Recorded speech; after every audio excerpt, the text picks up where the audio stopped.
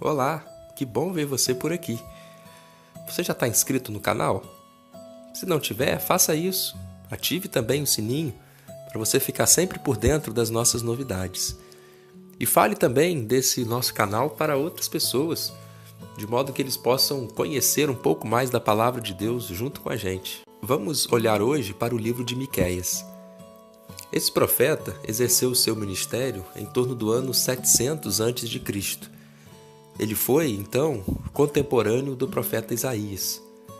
E existem, aliás, algumas semelhanças entre esses dois profetas. Uma delas é que, durante algum tempo, ambos andaram nus e descalços para representar uma de suas profecias de que o povo de Judá viraria, no futuro, escravo e teria que andar assim, desta forma, nus e descalços, sendo carregados para outro lugar. Esses dois profetas, Miqueias e Isaías, exerceram também uma importante influência na vida de um dos poucos bons reis que Judá conheceu, o rei Ezequias. Cerca de 150 anos depois de Miqueias, a sua história é lembrada por algumas pessoas lá no tempo do profeta Jeremias, e quando Jeremias ia ser condenado e possivelmente morreria, alguém lembra e cita o exemplo de Miqueias e a sua profecia, e este exemplo livra, naquela ocasião, Jeremias da morte. Miqueias também tem uma relação com Amós, pois ambos eram homens do interior, do campo, e usam inclusive figuras rurais para ilustrar e representar a sua mensagem profética. Miqueias é convocado por Deus para falar contra autoridades do seu povo. Os príncipes, os governadores, estavam completamente corrompidos. Eles davam as suas sentenças baseados em quem lhes pagavam mais. Eles oprimiam os pobres e davam atenção apenas aos ricos, havendo assim uma desigualdade social horrível. A corrupção, no entanto, não estava presente só no meio político, mas infelizmente também presente no meio religioso.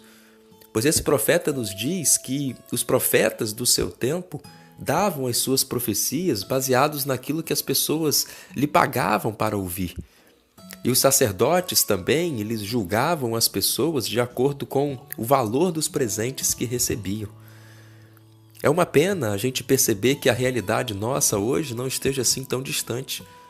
Ao olharmos para o meio político e o meio religioso, é possível perceber que existe corrupção, que existem pessoas interessadas apenas no dinheiro, em que abre-se mão da conduta, abre-se mão da ética, abre-se mão de um bom nome, simplesmente para se ter alguma riqueza, para se conquistar algum benefício. Parece que as coisas não mudaram muito de lá para cá.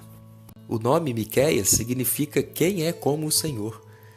E lá num dos últimos versículos do seu livro, ele faz um jogo de palavras com o próprio nome, ao perguntar quem é como o nosso Deus, que pode perdoar pecados, que pode nos trazer novas oportunidades. Neste livro nós encontramos então o anúncio do julgamento de Deus diante de pecados como ganância, como idolatria, como injustiça social.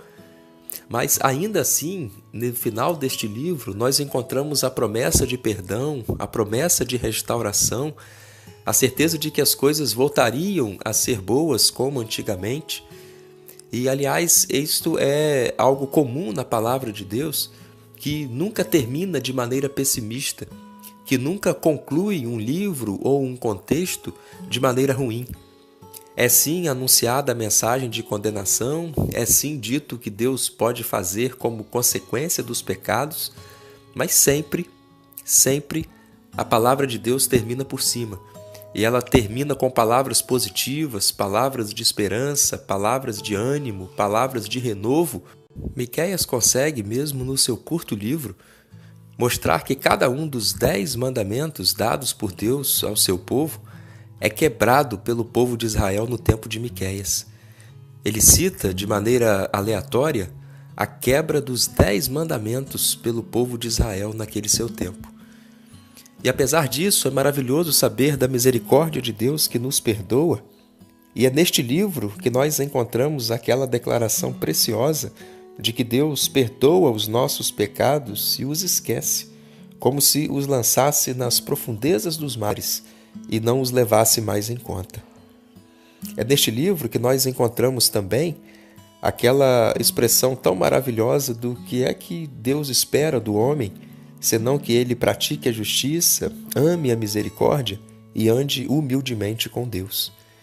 E é em Miqueias também que nós encontramos uma profecia incrível e precisa sobre Jesus em relação ao seu local de nascimento.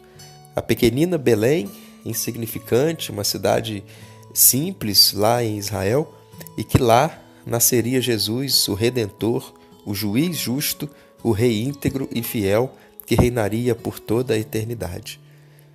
Mas o texto deste livro que eu gostaria de destacar está no capítulo 2, versículo 10, em que o profeta diz: levantem-se e andem, porque não é aqui o descanso de vocês, porque aqui a corrupção consome e corrói grandemente. Nós vivemos num mundo cheio de pecado, cheio de erros e cheio de sofrimentos.